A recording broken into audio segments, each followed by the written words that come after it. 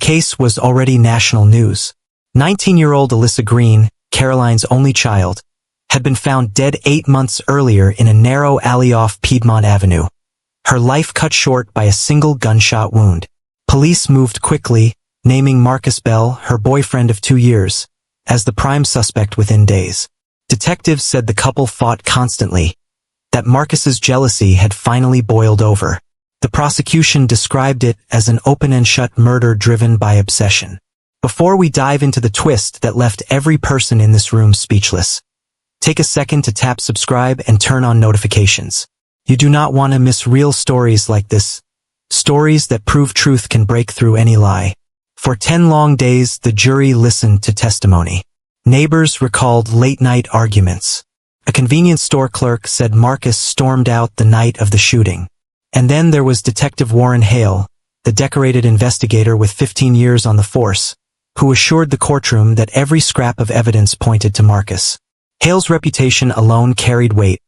He'd solved 3 high-profile homicides in the last 2 years. But as the trial dragged on, Caroline Green felt a quiet unease grow inside her chest. While the public demanded a conviction, she sensed something was wrong. Marcus had never struck her as violent. She had witnessed him and Alyssa disagree, yes, but always with words that fizzled before they could burn. More than that, small details nagged at her. The time of the security camera footage didn't match the official timeline. A neighbor's sworn statement about hearing 2 voices had been brushed aside. When she approached Detective Hale early in the investigation with her concerns, he dismissed her with a quick smile and a practice line. "We've got this, ma'am. Best let us handle it." Caroline couldn't. 3 weeks before the trial began, she arranged a follow-up conversation with Hale under the pretense of clarifying a minor witness issue.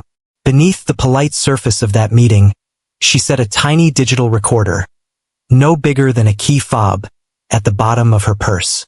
What she captured made her stomach churn.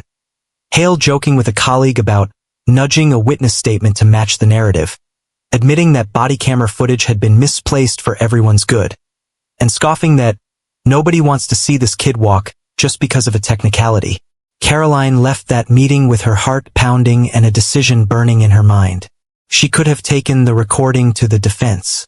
She could have leaked it to the press. But a quiet voice told her the truth would have the most impact if it exploded in the very room where Hale thought he held all the power. On the 10th day of trial, the courtroom felt like a powder keg. Closing arguments had just begun.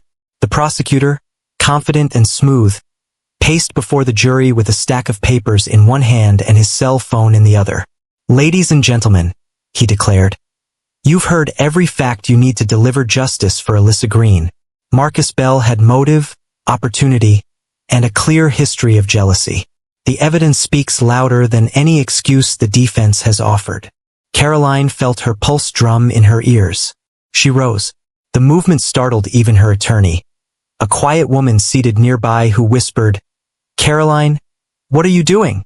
Caroline clutched her purse and stepped into the aisle. Her voice carried across the hushed courtroom. "Your Honor," she said, "there's something this jury needs to hear." Gasps rippled through the gallery. Judge Eleanor Whitford, a seasoned jurist known for icy composure, raised an eyebrow.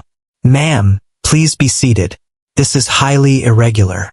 "I can't," Caroline said, her voice steady now, "because what I have here proves this entire trial is built on a lie." Reporters scrambled to lift their phones higher. The prosecutor frowned and took a step back. Detective Hale, seated behind him, stiffened. Caroline reached into her purse and held up a small black device that gleamed under the fluorescent lights. "This is a recording of Detective Warren Hale admitting to tampering with evidence and pressuring a witness. The truth about what happened to my daughter isn't in your files. It's in this recording." The judge's gavel struck once, a sharp crack. "Bailiff, secure that device. Court is in recess." Chaos ignited.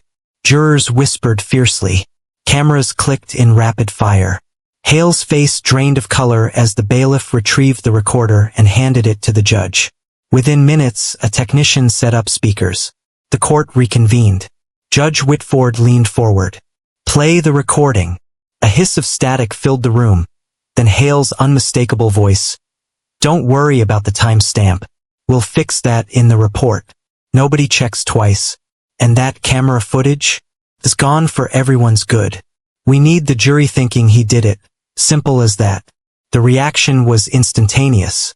Jurors gasped. A reporter covered her mouth. Someone in the back shouted, "Oh my God!" Hale sprang to his feet.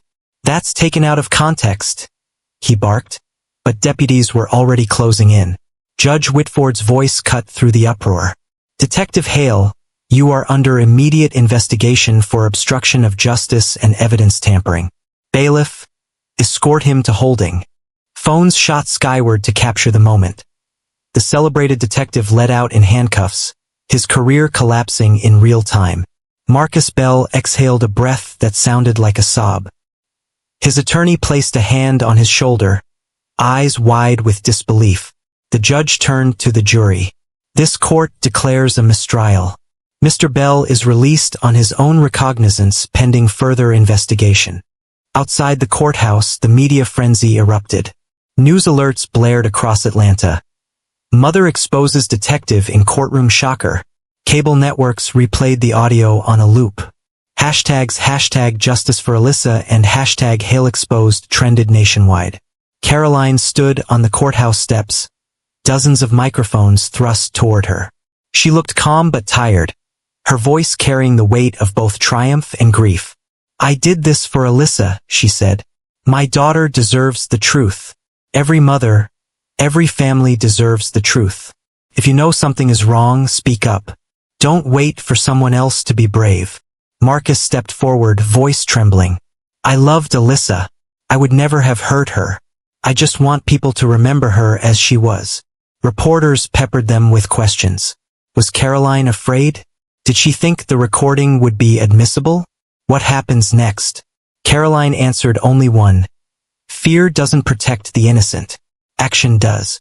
That night, television anchors replayed the moment Caroline raised the recorder, frame by frame, calling it the Fulton County bombshell. Legal analysts debated whether Hale's actions tainted the entire investigation. The district attorney announced a special review of every case Hale had touched in the last decade. Marcus Bell returned home, greeted by neighbors who hugged him in relief.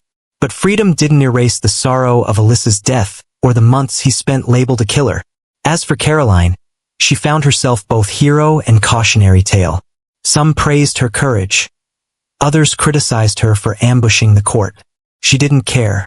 She spent that evening alone in her kitchen, staring at Alyssa's favorite mug, whispering a quiet promise that the truth had finally found its voice. Weeks later, federal prosecutors charged Warren Hale with multiple counts of obstruction of justice, evidence tampering, and perjury. He resigned from the department and awaited trial in the same courthouse where he once strutted as a star detective. The city of Atlanta changed, if only slightly. Community meetings filled with new voices demanding oversight. More citizens questioned official narratives.